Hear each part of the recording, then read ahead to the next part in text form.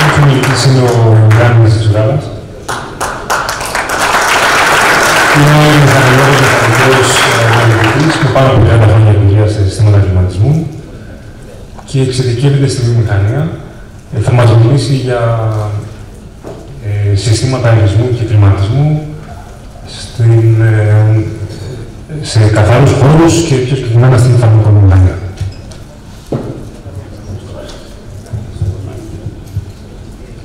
Ευχαριστώ πολύ. Καλησπέρα σε όλους.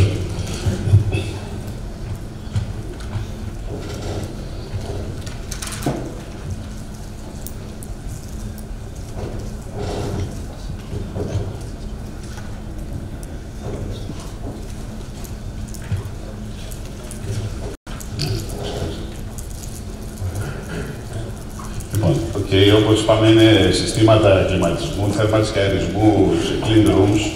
Εδώ λέμε φάρμα για τη φαρμακομηχανία, αλλά συστήματα υπάρχουν σε διάφορους βιομηχανίες ή χώρους. Εδώ δηλαδή φαίνονται. Ας πούμε και τα εργαστήρια θέλουν κάποιο καθαρό, να γίνονται καθαροί χώροι και έχουν και άλλες απαιτήσεις. Τα νοσοκομεία, τα χειρουργεία τους πάλι καθαροί χώροι θεωρούνται. Φαρμακομηχανίες, η μυαγωγή, η τσιπάκια, η βιομηχανία τροφίμων θέλει και αυτή να έχει κάποια κομμάτια της. Και γενικά όποια άλλη βιομηχανία το απαιτεί. Θα πούμε και τρία πράγματα για τους νομοθεσία και τους νόμους, τους standards, οτιδήποτε. Και εδώ μια φωτογραφία από κάθε περίπτωση, το λογικό εργαστήριο, το χειρουργείο. Πώς θα αναλυστώ. Εδώ πάνω φαίνονται τα απόλυτα φίλτρα, έτσι, που δημιουργούν το καθαρό χώρο, που δημιουργούν το laminar flow. Εδώ είναι μια βιομηχανία, φαρμακομηχανία, βιοτεχνολογίες. Ακόμη και εδώ μια βιομηχανία με ψωμί. Εδώ που περνάει το ψωμί και είναι ένας φούρνος ψήξης. Δηλαδή το ψωμί κάνει μια ώρα περίπου να κρυώσει όπως γίνεται το φούρνο. Σε όλη αυτή τη διαδρομή που κάνει γύρω-γύρω στο φούρνο πρέπει να διατηρείται καθαρό, αλλιώς μπορούν να βγουν μικρόβια μέσα στο. Και εδώ είναι μια βιομηχανία άλλου τύπου, όπως είπαμε, είναι μια βιομηχανία πλαστικών, που εδώ μπορεί να γίνονται κάποια συλλογικά coating οτιδήποτε και θέλουν σε εκείνο το σημείο να μην υπάρχουν σωματίδια και τέτοια πράγματα. Λοιπόν, τι χρειαζόμαστε εδώ πέρα. Πρέπει να ορίσουμε την καθαρότητα του χώρου και πού θα πρέπει να είναι όταν το φτιάξουμε, όταν δουλεύει, μάλλον addressed, όταν δεν δουλεύει ή όταν είναι ο χειριστής μέσα, το operation. Εντάξει, αυτά υπάρχουν το ISO το 14644-1 και όλη η σειρά και μέχρι το 16. Οι Αμερικάνοι είναι το FDA που ουσιαστικά το κάνανε το 1909 και ουσιαστικά είναι τώρα το ίδιο με το ISO. Έχουν και αυτοί. Τι άλλο θα ορίσουμε, ορίζουμε τις εναλλαγές που χρειάζονται στον χώρο, πόσο θέλουμε καθαρό αέρα, τη θερμοκρασία, την σχετική υγρασία. Ένα σημαντικό θέμα ακόμη είναι το ΔΠ που θέλουμε μεταξύ των χώρων, ώστε να έχουμε καθορισμένη ροή, να μην μπαίνουν μέσα στο χώρο από τους λιγότερο βρώμικους, έτσι, γιατί μιλάμε ότι και οι διπλανοί χώροι ενός clean room, και αυτοί μπορεί να είναι καθαροί κι αυτοί, αλλά παρόλα αυτά θέλουμε την κλάση, την α, ξέρω εγώ, να είναι πάντα πιο καθαρή από την κλάση C που μπορεί να είναι δίπλα της ή την B. Εντάξει, πού θέλουμε laminar flow. Ακόμη πολλές φορές μας ζητάνε να ξέρουμε την ταχύτητα πάνω στο επίπεδο εργασίας. Θέλουμε μια ταχύτητα καθορισμένη. Ξέρω εγώ ότι ζητάνε 45 εκεί. Πού θα βγουν οι προσαγωγές. Ανάλογα με τη κλάση μπορεί να χρειάζεται φίλτρα να είναι απόλυτα φίλτρα μέσα στο χώρο, μπορεί να μην έχουν και καθόλου, να είναι στη μονάδα πολλές φορές. Το ίδιο και οι επιστροφές, ώστε να μπορέσουμε να δημιουργήσουμε τη ροή και να καθαρίζει ο χώρος. Και φυσικά υπάρχουν και άλλες απαιτήσεις, όπως είναι τα φίλτρα και όλες οι απαιτήσεις για το δίκτυο και τα υπόλοιπα. Επειδή μιλάμε για φίλτρα απόλυτα, συζητάμε για ένα δίκτυο που είναι υψηλής στατικής, δηλαδή μπορεί να πάει και 1000 πασκάλια εξωτερική να έχει. Το σημαίνει ότι τα δίκτυα πρέπει να είναι πολύ καλά, ώστε να μην έχουν διαρροές στον δρόμο. Έτσι. Στην πορεία, άμα φύγουν το 10%, άρα χάσαμε πολύ από τον αέρα που θέλουμε. Λοιπόν, κάτι ισχύει από νομοθεσία. Τα πρώτα αυτά είναι για νοσοκομεία. Δηλαδή είναι ο νόμος του 4600 που ουσιαστικά μιλάει με τα ίδια πράγματα όπως με το προεδρικό διάταγμα 517, που έχει βάλει τα ίδια πράγματα. Βέβαια δεν το καταργεί, αλλά ουσιαστικά τώρα είμαστε με το νόμο 4600. Υπάρχουν κάποιες αρχές που έχουν βγει οδηγίες από το Υπουργείο Υγείας και έχουν και με αυτήν εδώ την απόφαση έχουν γίνει νόμος ουσιαστικά, όπως και άλλες οδηγίες που υπάρχουν, άλλα προεδρικά διατάγματα για πιο εξειδικευμένα πράγματα. Τα περνάω έτσι λίγο. Και φυσικά υπάρχει το DIN 1946/4 που καθορίζει πολλά πράγματα για τους καθαρούς χώρους των νοσοκομείων. Αυτό είναι πιο πολύ για healthcare. Εντάξει, εδώ πέρα μιλάει για τις απαιτήσεις, μιλάει που θέλουμε laminar flow, μιλάει για τις απαιτήσεις της μονάδας αν είναι υγειονομικού τύπου και καθορίζει αυτά τα πιο βασικά που δεν τα καθαρίζουν τα ελληνικά πρότυπα. Το περνάω γιατί τώρα... Λοιπόν, το 14, 644 Παύλα 1, τι κάνει? Μας λέει, μας κάνει το classification της καθαρότητας, μας λέει πώς θα γίνει. Εδώ έχει τα occupant states που θα κάνουμε, που το θέλουμε, που θέλουμε να είναι. Και εδώ είναι ο πίνακας ο βασικός που μας δείχνει τις κλάσεις. Εδώ είναι οι κλάσεις. Εντάξει, κατά το άρχισμα. Μας δείχνει λοιπόν σε κάθε κλάση τι συγκέντρωση που έχουμε από σωματίδια, ανάλογα με τη διάμετρό τους.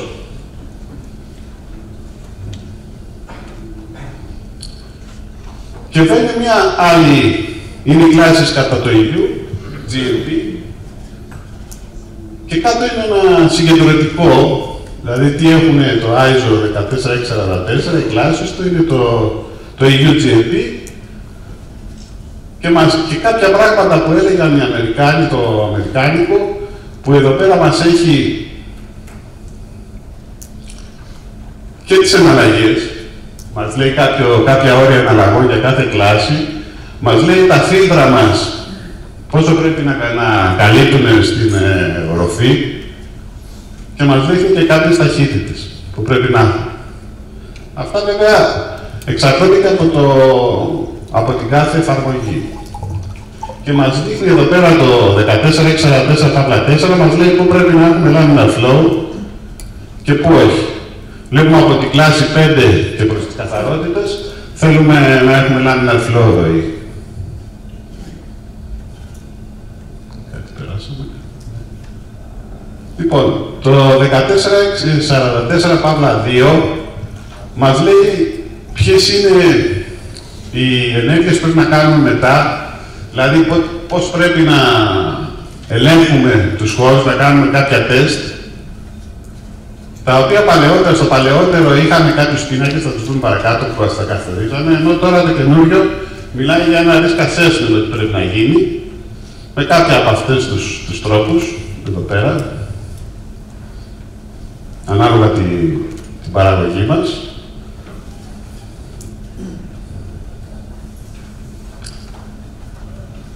Ενώ το παλιό εδώ πέρα μας έδειχνε κάθε πότε που πρέπει να κάνουμε, ανάλογα την κλάση, κάθε πότε πρέπει να κάνουμε διάφορους ελέγχους. Τώρα αυτό θα το καλύπτει μόνο το risk assessment. Και μάλιστα εδώ έλεγε ότι με ποιο πρότυπο μπορεί κανείς να πάει να κάνει τους ελέγχους με τους παραπλούτους.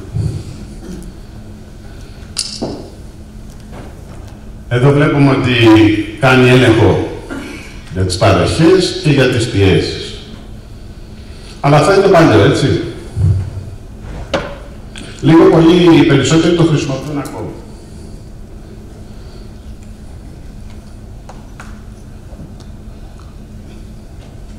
Λοιπόν, τώρα πώς κάνουμε το monitor planning. Εδώ πέρα υπάρχουν τρεις περιπτώσεις που μας δείχνουν το πρότυπο. Είναι continuous, periodic and sequential. Αυτό ισχύει τώρα, που μας λέει Airport Pattern Count and Classification Test. Μας δείχνει λοιπόν πώς κάνουμε αυτές τις μετρήσεις και με ποιο τρόπο. Σε κάθε περίπτωση ανάλογα τι θέλουμε, μας λέει σε πού πρέπει να δούμε, και εδώ είναι το 1461, το Παύλα 1 και το Παύλα 2 που δηλώνουν τον τρόπο αυτό που το κάνουν. Το ίδιο γίνονται εδώ και κάποιες επιπλέον μετρήσεις.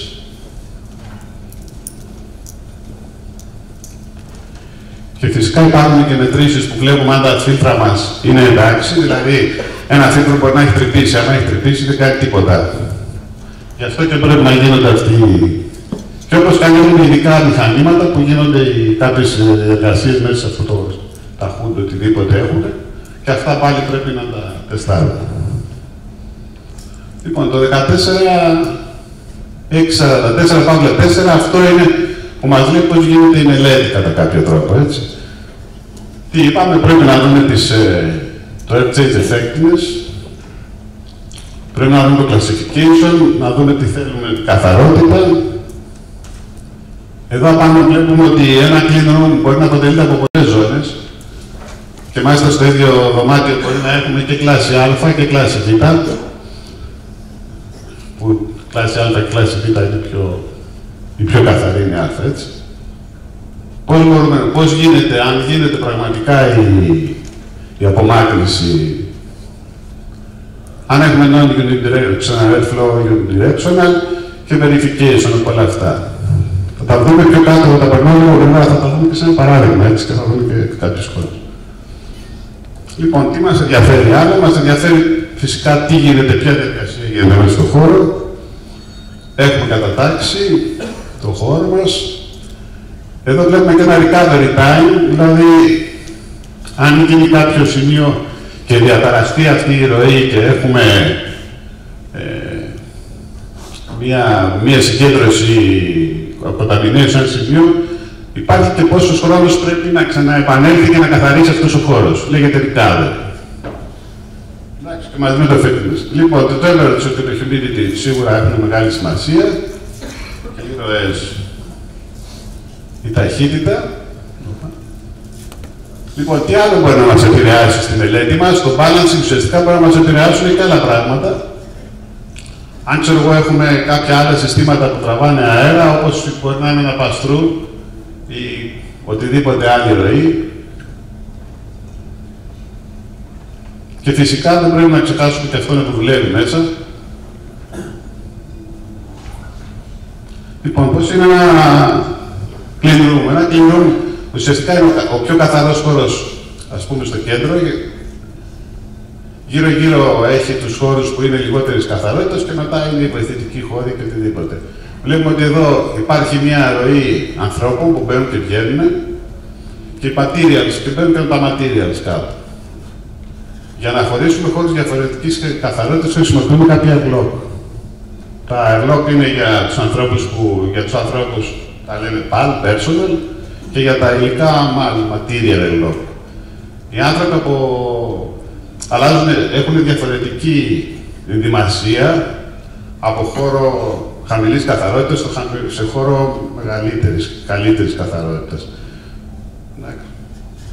Και γι' αυτό υπάρχουν κάποια αερλού, κάποια κόνη στο ενδιάμεσα που φοράνε είτε μια ακόμη στολή παραπάνω και μετά όταν βγαίνουν τη βγάζουν. Λοιπόν, πώς χωρίζουμε τώρα τους χώρους? Το πιο απλό είναι να έχουμε έναν τοίχο, αλλά δεν έχουμε πόρτα. Το άλλο είναι να έχουμε έναν τοίχο και να έχουμε μια ροή υπερπίεση, δηλαδή από εδώ προς τα εκεί, και το άλλο να δημιουργήσουμε μια αεροκουρτίνα. Λέμε τον αέρα να προσπαθήσουμε να κόψουμε τη συναλλαγή. Αυτό τώρα για να γίνει με τον αέρα χρειαζόμαστε κάποιο ΔΠ, κάποια διαφορά θερμοκρασίας, πίεση. Λοιπόν, το πρότυπο λέει από 7,5 μέχρι 15 πασκάλ να έχουμε και γενικά όταν είμαστε σχεδόν στην ίδια κλάση και με 5 πασκάλ γίνεται να έχουμε ένα διαχωρισμό. Ένα παράδειγμα εδώ λέει ότι στα 7,5 πασκάλ, στα cracks, δηλαδή στις σχισμές, οτιδήποτε του τέτοιο, έχουμε 3,5 μέτρα ταχύτητα και με 15 φτάνουμε τα 5, έτσι, μιλάμε για αρκετά μεγάλη ταχύτητα. Γι' αυτό έχουμε και μεγάλες διαρρές, αν υπάρχει τέτοιο. Λοιπόν, ποια είναι λοιπόν η ροή μας που είναι unidirectional, δηλαδή σαν laminar flow αυτό που λέμε, και εδώ πέρα είναι non-unidirectional που δημιουργεί αυτές τις δίνες. Εδώ τι γίνεται, όπως έρχεται ο αέρας πάνω στο επίπεδο εργασίας, δεν αφήνει να έρθουν μέσα σωματίδια και οτιδήποτε είναι ρήπος. Λοιπόν, λέει εδώ πέρα αυτό που είχαμε και στον πίνακα, ότι μέχρι από το κλάση 5 και πάνω χρειαζόμαστε laminar flow. Λοιπόν, και οι ταχύτητες που ζητάνε είναι από 0,20 στο 0,60 και αυτή μετριέται συνήθως στα 150 χιλιοστά ή στα 300 από το φίλτρο, HEPA, OIPA, ό,τι είναι. Μερικές εργασίες ζητάνε και 0,45 στην επιφάνεια αυτές.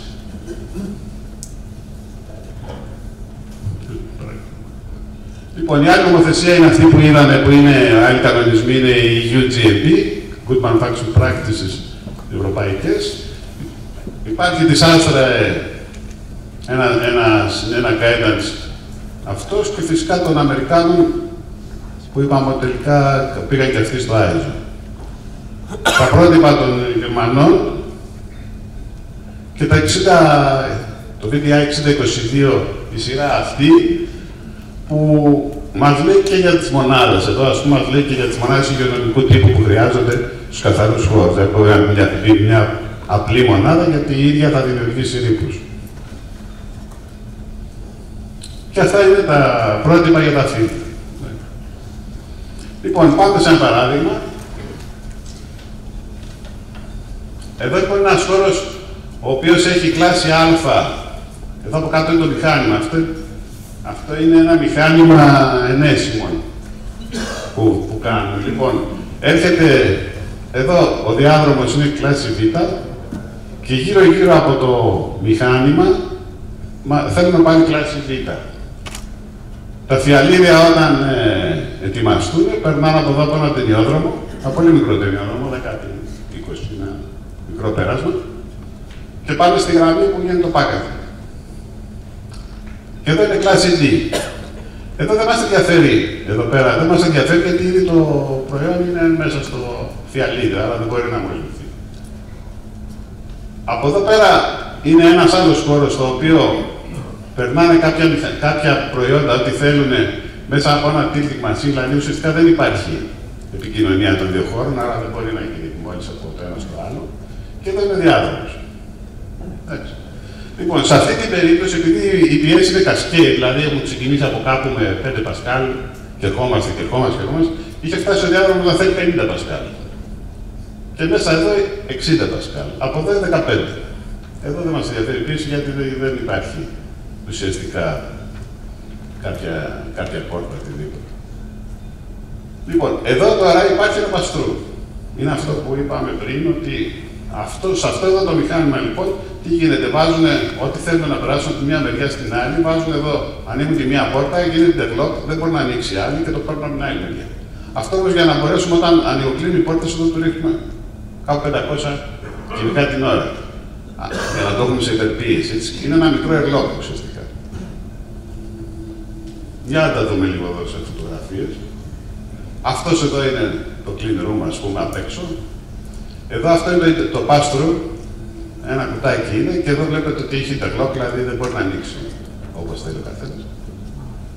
Εδώ είναι τα πανέλα τα υγειονομικού τύπου που φτιάχνουν το χώρο, αυτό είναι του χώρου και αυτό είναι της οροφής. Και εδώ είναι μια μια ψευδοροφή, πως είναι πάνω τα κανάλια. Έτσι. Κατεβαίνουν και δίνουν στα απόλυτα φίλτρα. Βλέπουμε εδώ ότι υπάρχουν απαιτήσεις για όλα τα υλικά που χρησιμοποιούνται στο clean room. Δηλαδή βλέπετε ότι, ας πούμε, τα παράθυρα εδώ, δεν πρέπει να έχουν πουθενά σημεία που να μαζεύουν σκόνη. Τέτοιες λεπτομέρειες δηλαδή υπάρχουν παντού για όλα τα υλικά. Τα πανέλα είναι υγειονομικού τύπου για να μην παράγουν ρήπους. Και έχει κάποιες λεπτομέρειες εκεί. Πιο μεγάλη φωτογραφία, πιο λεπτομέρεια.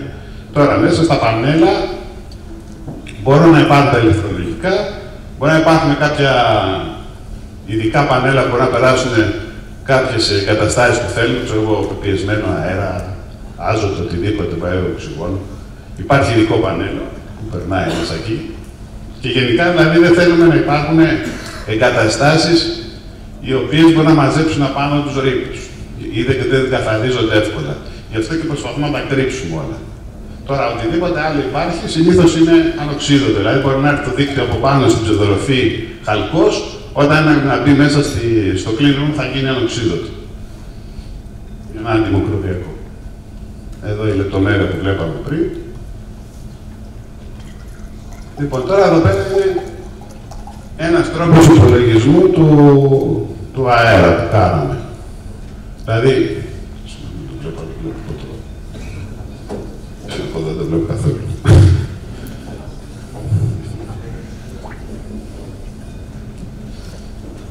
Λοιπόν, αυτός ο χώρος ήταν χώρος που θα ήταν και α, είπαμε, και β. Εδώ είναι οι διαστάσεις τους, βγάζουμε τον όγκο τους, προχωράμε, βλέπουμε τις εναλλαγές που θέλουμε εμείς, που λένε τα πρότυπα, αλλά δεν λέγεται 480 και 200 β. Αλλά συνήθως πάμε με τις απαιτήσεις που ορίζει ο κάθε χρήστης. Δηλαδή, η βιομηχανία εδώ μας είπε ότι στην κλάση εμείς θέλουμε 500, ενώ στη Β θέλουμε 60. Δεν θέλουμε. Λοιπόν, βγαίνουν εδώ οι παροχές, όλα αυτά. Βλέπουμε πόσα φίλτρα χρειάζονται, απόλυτα τότε. Και μας βγήκε μια παροχή 33.000 κυβικά. Σύμφωνα 500 που θέλει το παστρού που είδαμε, 33.575. Εντάξει. Τώρα, εδώ πέρα υπάρχει και ένας τύπος που μας υπολογίζει την ταχύτητα πάνω στην επιφάνεια εργασίας. Το 0,45 που είπαμε πριν. Εδώ είχαμε απέτηση να έχουμε 0,45 πάνω στην επιφάνεια εργασίας. Οκ, βγάλαμε λοιπόν αυτό και ερχόμαστε εδώ πέρα και βλέπουμε με τι συνορεύει ο χώρος μας. Συνορεύει, ξέρω εγώ, με το διάγραμμα που είναι κλάσεις Β, και εδώ ερχόμαστε και βλέπουμε τις πιέσεις. 50 ο χώρος, 60 πάνω, ΔΠ 10. Με τον τύπο του Μπερμούδη βρίσκουμε ποια είναι η διαρροή. Πόσος αέρας μας φεύγει προς το διάγραμμα. Αν έχουμε και άλλους χώρους, εδώ πέρα βλέπουμε πόσο φεύγει από το πέρασμα. Το πέρασμα ουσιαστικά το 10x15. Και εδώ βλέπουμε τη διαρροή του. Αυτές οι διαρροές προστίθονται στον αέρα που θέλουμε και βγάζουμε το ΔΠ. Εντάξει, το ίδιο έχει γίνει και για το διάδρομο. Να και ο τύπος Μπερνούλη εδώ. Αυτός είναι ο τρόπος λοιπόν που έγινε ο υπολογισμός. Τώρα θα το δούμε πώς τελικά διαμορφώθηκε. Εδώ είναι μια μονάδα. Αυτή είναι η μονάδα τελικά που 35.000 και κάπως ήταν. Ένα θηρίο. Να το. Να το δω.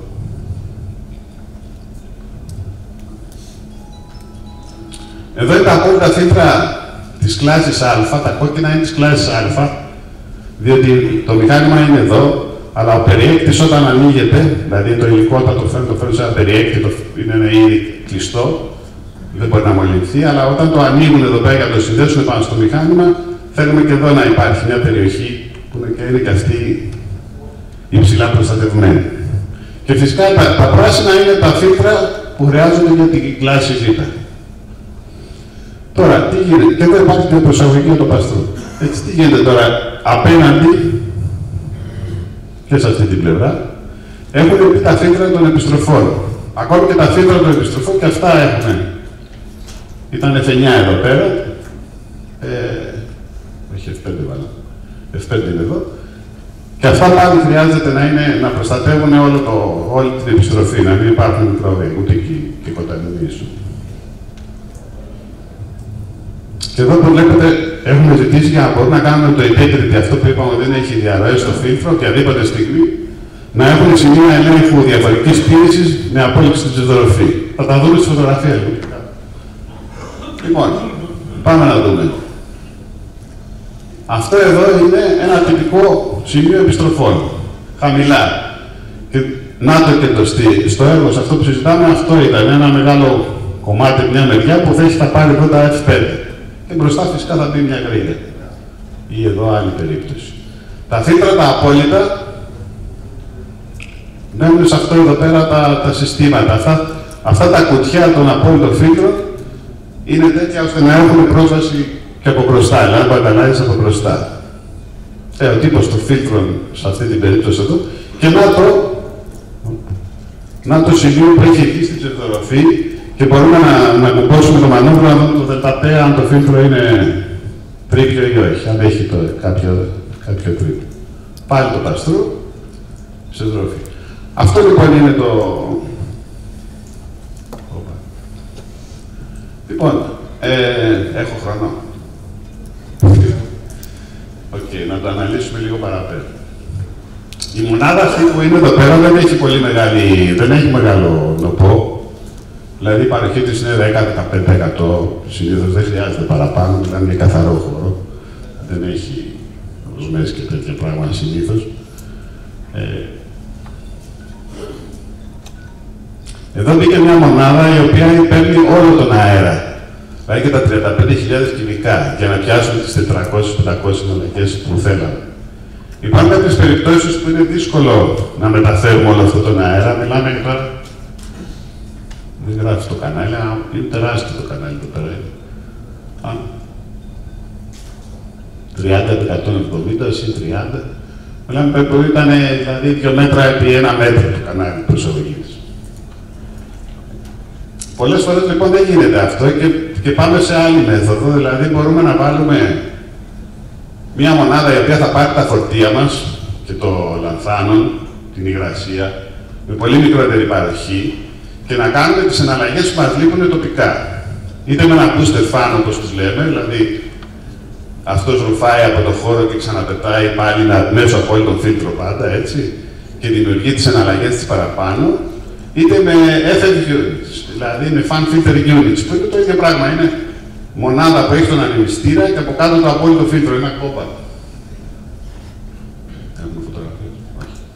Λοιπόν, δηλαδή όπως είναι αυτό εδώ το φίλτρο, απλώς εδώ από πάνω είναι έτοιμος και ανεμιστήρας και αυτό κάνει τις αναλλαγές που χρειάζονται. Μας βοηθάει πάρα πολύ να πιάσουμε τις 500 αναλλαγές ή οτιδήποτε χρειαστεί.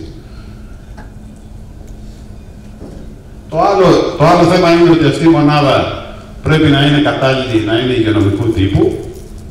Και εδώ υπάρχουν διάφορες πιστοποιήσεις, κατά DPI, κατά DIN. Τους μάθες ξεκαλύτερα. Εντάξει.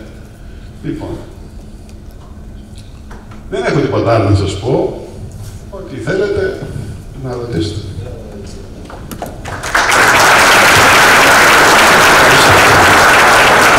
Ευχαριστούμε πάρα πολύ. Υπάρχει κάποια ερώτηση?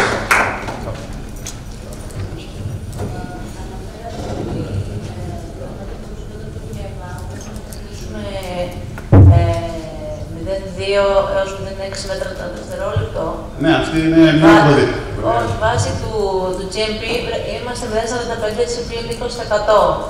Αλλιώς δεν περνάει. Και επίσης αναφέρεται κάπου ότι στο επίπεδο εργασίας πρέπει να έχουμε πάλι 0,45. Όχι, πάντα. Όποιος...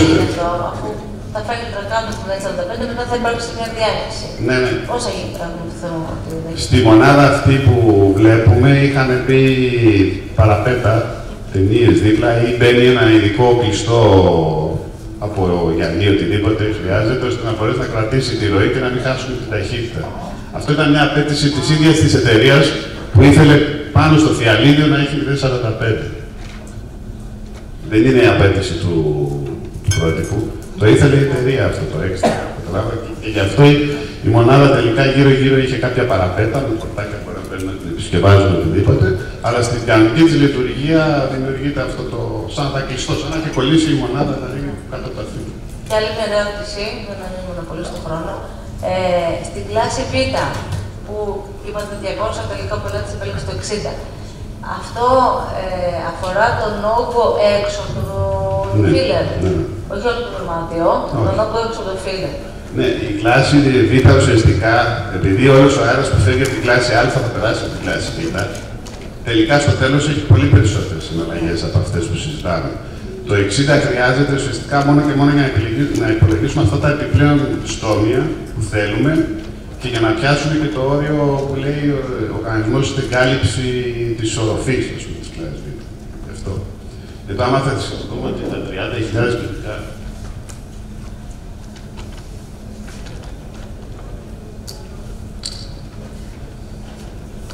Δηλαδή, εδώ μιλάμε για 30.000 κυβικά που χρειάζονται στην κλάση Α. Αυτά όλα θα περάσουν αναγκαστικά από την κλάση Β. Άρα, εδώ θέλαμε 2.970 για να καλύψουμε. Έτσι, μιλάμε για άλλες 500 συναλλαγές. Για λίγο τελευταία ερώτηση. Γιατί πρέπει να βάλουμε μικροφίλτρα στα στόμια επιστροφής, αφού είναι για στήλο χώρο, δεν υπάρχουν χώρες υπερκαθαρός ο αέρας, και να έχουμε την έννοια των βουλωμάτων ενδεχομένως? Γιατί να δημιουργούν ένα δελταπένα, είτε επιπλέον, μια πτώση πίεση. Ίσως δεν είναι πολύ κατάλληλο για να είναι μέσα σε ένα στήλο χώρο. Υπάρχει σε κάποιες άλλες διαφάνειες που δεν το δείξαμε. Δεν ξέρω, στο site θα ανέβει πλήρης. Υπάρχει και πέρα, υπάρχει ο τρόπος, ο λόγος.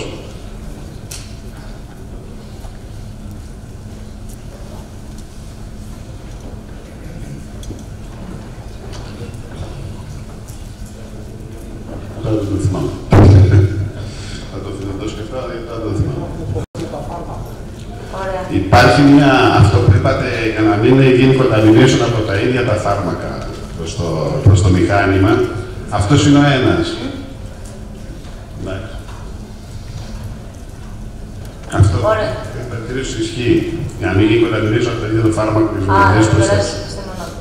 Ευχαριστώ πολύ, πολύ ωραία παρουσίαση. Ευχαριστώ πάρα πολύ. Υπάρχει κάποια άλλη ερώτηση?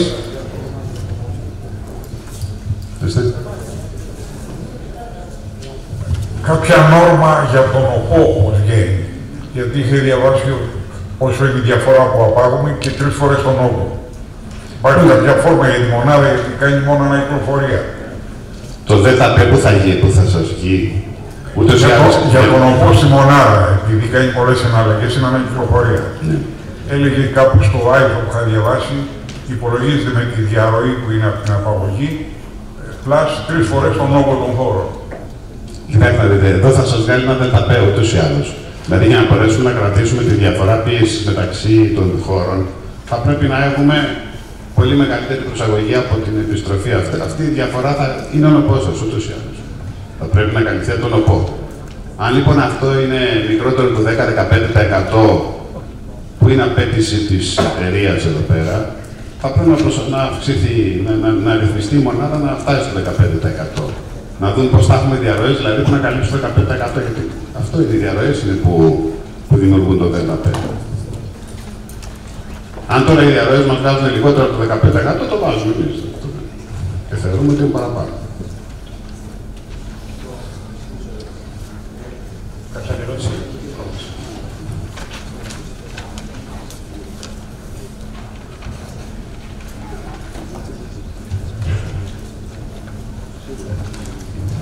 Γεια σας, Χρονόπουλος Ηλίας λέγομαι. Ας θεωρήσουμε ως υπόθεση εργασίας ότι θέλουμε να σχεδιάσουμε ένα clean room με unidirectional flow από πάνω προς τα κάτω, η οποία απαγορεύεται ουσιαστικά να έχουμε ζώνη ανακυκλοφορίας. Σε επίπεδο μελέτης, πώς διασφαλίζουμε ότι δεν έχουμε ανακυκλοφορίες? Πρέπει να κάνουμε ένα CFD, ας πούμε, ποια είναι το general practice, ας πούμε, για αυτά τα πράγματα? Όχι, άμα τηρήσουμε αυτούς τους κανόνες, δεν θα έχετε. Δηλαδή, άμα διατηρείτε η ταχύτητα αυτή που έχετε με τα φίλτρα, υπάρχει μια υπερκάλυψη της περιοχής εργασίας, θα έχετε το unidirection. Ναι, αλλά ας πούμε ότι εγώ καταφέρνω να έχω τις εναλλαγές αέρα που χρειάζομαι και έχω φίλτρα στο αριστερό μέρος ενός δωματίου. Και απάγω από το δεξί μέρος ενός δωματίου στο χαμηλό μέρος. Σίγουρα θα υπάρχει μια ανακυκλοφορία πάνω και μια ανακυκλοφορία κάτω, όσο και αργά να πάει κάτι. Δεν υπάρχει. Αυτό είναι το θέμα του laminar flow. Άμα έχουμε laminar flow ροή, δεν γίνονται με laminar flow γίνονται ανακυκλοφορίες. Αυτό είναι σίγουρο. Υπάρχουν βίντεο που δυστυχώς δεν τα έχω. Αλλά κάπως πρέπει να πιστοποιήσουμε. Πιστοποιείται, αυτό σας λέω. Υπάρχει βίντεο, γίνονται μετά δοκιμές με καπνό και σωματίδια, το οποίο φυσάμε πάνω στο στόμιο και βλέπουμε ακριβώς πώς είναι η ροή. Καταλάβετε, όπως δουλεύει το στόμιο, σας δείχνει ακριβώς τη ροή. Σας δείχνει και όπως και αυτό το recovery που λέμε, αυτή η δουλειά είναι. Σταματάει το σύστημα, βλέπουμε πώς υπάρχει το contamination και μετά ξεκινάει και βλέπουμε αν καθάρισε ή όχι. Οκ, οπότε καθορίζουμε τον αριθμό στομίων στο κάτω μέρος του επίπεδου της επιστροφής, έτσι ώστε να έχουμε ισοκατανομή των ταχυτήτων και απώλεια. Δηλαδή, αυτό γίνεται σε επίπεδο commission. Αν φτάσουμε εκεί και βγει κάτι λάθος, είναι πολύ αργά. Ναι, αυτό σου λέω. Ότι άμα τηρήσουμε αυτούς τους κανόνες που συζητάμε εδώ, θα έχουμε το επιθυμητό αποτέλεσμα. Έτσι είναι. Δηλαδή, έτσι είναι η ροή πάντα. Δηλαδή, δεν έχω το βίντεο να σας το δείξω. Θα το δείτε καθαρά ότι ξεκινάει ο καπνός στα σωματίδια που δημιουργούμε τον καπνό και πάει κατευθείαν και τον ρουφάει η επιστροφή. Ναι, από όλα τα μέρη. Δηλαδή, αν πάω δίπλα στον τοίχο. Φυσικά και έχετε. Ναι, okay. Δεν έχετε. Στον τοίχο όμως, εδώ πέρα μιλάμε για κλάση Β, οπότε δεν θέλουμε εκεί πέρα laminar flow. Όχι, δεν αναφέρομαι στο συγκεκριμένο παράδειγμα. Αναφέρομαι σαν design practice. Τι κάνουμε. Ναι, γι' αυτό σας λέω. Αν τηρήσουμε το ποσοστό των φίλτρων που λέει στην οροφή, 15%, 20%, όσο λέει βάση περιπτώσει για κάθε κλάση, 80-90% μέχρι 100% στην κλάση Α, θα έχετε το αποτέλεσμα. Γι' αυτό υπάρχουν αυτοί οι κανόνες. Οπότε αυτό διασφαλίζει ότι θα έχω απώλεια γιατί δεν είναι laminar flow, απώλεια ανακυκλοφοριών, unidirectional flow, ότι θα το έχω αυτό, πιστεύω. Μόνο στην κλάση Α και στα ISO 5 και μετά θέλουμε έξω. Στις διπλανές περιοχές σας λέω, στην κλάση Β δεν έχουμε. Όχι, άρα εγώ θέλω μόνο στο σημείο εκείνο να έχω τη ροή. Οκ, έγινε. Σας ευχαριστώ πολύ. Και μια τελευταία το άλλο. Εντάξει. Άρθω κοντά. Είναι κάποιες ερωτήσεις που ίσως δεν έγιναν να τις κάνουν για να εκπληστούν. Ειδικά για αυτό που δεν έχω καταφάρει. Είδα το 12 το βγάζουμε με Μπερνούλη. Το βγάζουμε με Μπερνούλη και ο τύπος του 12% είναι αυτό για το... Πώς το λένε. Γι' αυτό ρωτάω. Το καινούριο Excel που έχουμε έχει δύο στήλες, έχει εδώ με ένα υπολογισμό κατά Μπερνούλη και δίπλα με το 12%. Έχω δει το 12% συνήθως. Έχω κάποιες μικρές διαφορές. Ακριβώς γι' αυτό, γιατί έχω δει διαφορές. Όχι τεράστιες. Οκ, ωραία. Δηλαδή αυτό που είναι, ξέρω εγώ πώς είναι 260, το κάνει 290. Τουλάχιστον δύο περιπτώσεις που έχουν τύχει στο ειδικό μου τα τελευταία χρόνια, ζητάνε οι αναλλαγές να είναι νοπός. Όχι.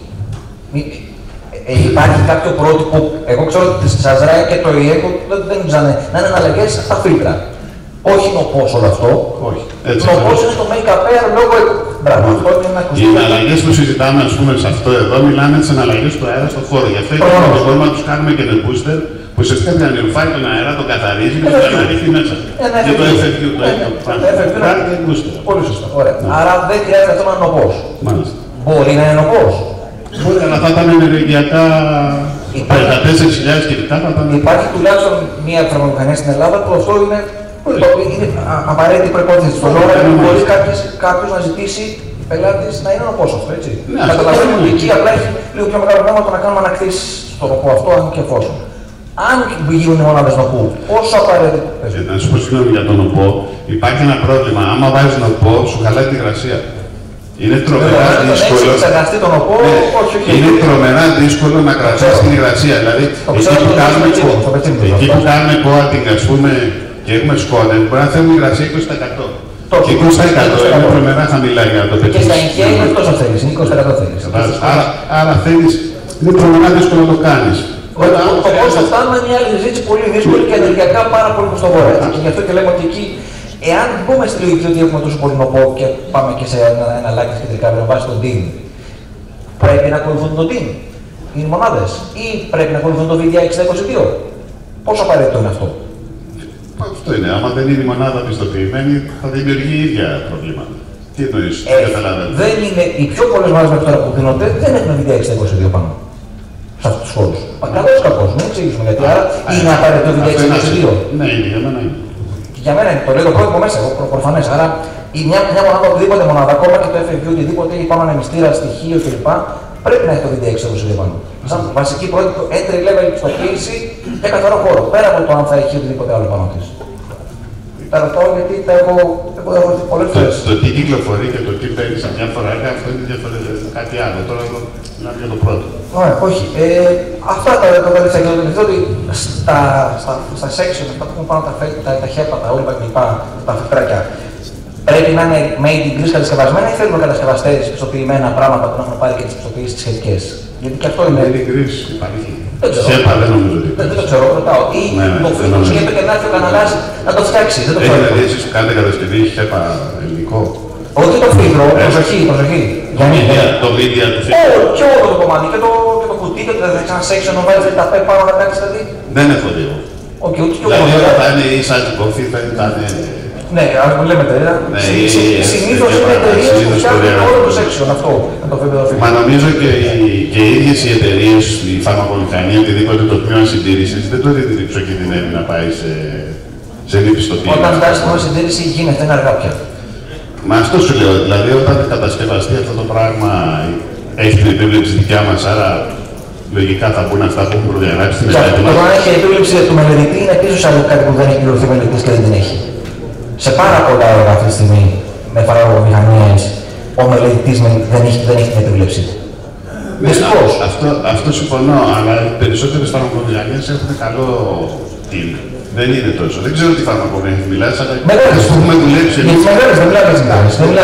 Αυτές που έχουμε δουλέψει εμείς με αυτούς είναι. Ευχαριστώ πάρα πολύ. Εξαιρετικός όπως πάντα, φίλε. Ευχαριστούμε πάρα πολύ.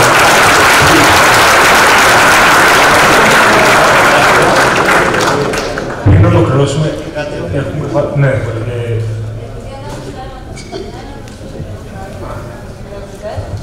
σχετικά με το θέμα, είναι μια πολύ σοβαρή απόφαση πόσες μονάδες θα χρησιμοποιηθούν για ένα καθαρό χώρο. Ακόμα και στους χώρους που είναι μεγάλες ποσότητες αέρα, και εκεί σκεφτόμαστε για την περίπτωση να το χωρίσουμε, να βάλουμε booster fan, είτε ένα μεγάλο είτε να χωρίσουμε σε αρκετό αριθμό. Υπάρχει περίπτωση να επιλεχθεί όντως μονάδα με 100% φρέσκο, γιατί δεν θέλουμε να ανακατεύουμε τον αέρα του φύλλη, του χώρου που γίνεται η διάλωση, με ας πούμε το παρασκευαστήριο. Γιατί ο χώρος των στήρων αποτελείται από 3-4 διαφορετικές διεργασίες, που μπορεί σε κάθε δωμάτιο να παρασκευάζεται και άλλο σκεύασμα. Δηλαδή μπορεί να παρασκευάζεται υγρό για ένα ενέσιμο και από έτοιμο δοχείο να γίνεται εκδιάλωση άλλο ενέσιμο. Οπότε, για να αποφευθεί το λεγόμενο cross-contamination, δεν θέλουμε να έχουμε επιστροφές αέρα από τα διαφορετικά δωμάτια, οπότε αναγκαζόμαστε να πάρουμε όλο τον αέρα και να τον πετάμε στο περιβάλλον και να τον αναπληρώνουμε φρέσκο. Αυτό ειδικά είναι πολύ βασική πρακτική και στους χώρους των στερεών των χαπιών. Και έχουμε και το θέμα της κόρνης. Και εκεί δωμάτιο στο δωμάτιο, που είναι τουλάχιστον 10 processes, εκεί σίγουρα θα έχουμε άλλο φάρμακο. Οπότε είναι ένα πολύ σοβαρό θέμα, είναι μια πολύ σοβαρή απόφαση. Θα πας σε κάθε δωμάτιο και θα βάλεις μια ξεχωριστή κλιματιστική για να μην ανακατεύεις τον αέρα του δωματίου με έναν άλλον. Θα πας να βάλεις μια κοινή, αν βάλεις μια κοινή, δεν λύνεις το πρόβλημα του cross-contamination, οπότε αναγκαστικά πρέπει να είναι 100% φρέσκο και 100% απόρριψη με ανάκτηση για να πληρώσει. Γιατί δυστυχώς έχεις πολύ μεγάλο κόστος, έχεις πολλά δίκτυα για το κάθε δίκτυο. Το λύνεις με φρέσκο. Να σας πω λίγο κάποια παρόμοια προβλήματα που δημιουργήθηκαν. Καταρχήν τον ΟΠΟ, όπως είπα και στον κύριο, το καθορίζει αυτό το πράγμα. Άρα λοιπόν όταν θέλω εγώ να έχω διαφορετικούς χώρους και θέλω περισσότερο ΟΠΟ ή οτιδήποτε, θα μου καθορίσει, θα μου κάνει και τη μονάδα, αν θα έχει, πόσο ΟΠΟ θα έχει. Έτσι και τα ΔΠ και ο ΟΠΟς από εκεί καθορίζεται. Πολλές εταιρείες που έχουν παρεμφερεί προϊόντα, δέχονται να βάλουν κοινή μονάδα και τι σου λέει θα περάσει από τα HEPA φίλτρα. Δηλαδή, ακόμη και πίνα είναι η διπλανή χώρος, σου λέει αυτή τη στιγμή που περνά τα HEPA φίλτρα έχει ήδη καθαριστεί. Το δέχονται αυτό. Και υπάρχει και άλλη περίπτωση που να σου πούνε αυτό που λέτε και εσείς, ότι θέλω ξεχωριστές μονάδες ή θέλω περισσότερο ΝΟΠΟ. Εντάξει, αυτά όλα υπάρχουν οι περίπτωσεις, αλλά είναι οι ειδικές περιπτώσεις αναπερίπτωση, ανά εταιρεία και ανά προϊόν. Το αν θα έχω περισσότερο αέρα, αυτό που λέμε ότι θέλουμε σε ένα coating που έχουμε σκόνηση οτιδήποτε, που έχω και τοπικές απορρίψεις, έχω βραχίονες ή οτιδήποτε, αυτό φυσικά θα μου αυξήσει τον ΟΠΟ. Άρα πάλι όλη η διεργασία και οι τοπικές απορρίψεις επηρεάζουν τη μονάδα μας. Αλλά γενικά είναι πολύ δύσκολο με το 7-12, ακόμη και με το 6-11, ξέρω εγώ, νερό, να μπορέσω να κατεβάσω την υγρασία χαμηλά. Είναι πολύ δύσκολο. Και όσο νοπό βάζω, αυτό το κάνω ακόμη πιο δύσκολο. Ανάλογα ό,τι χρειαστεί, το κάνω. Μπορεί να πει και μονάδα 100%. Ευχαριστούμε πάρα πολύ για την εξαιρετική παρουσίαση.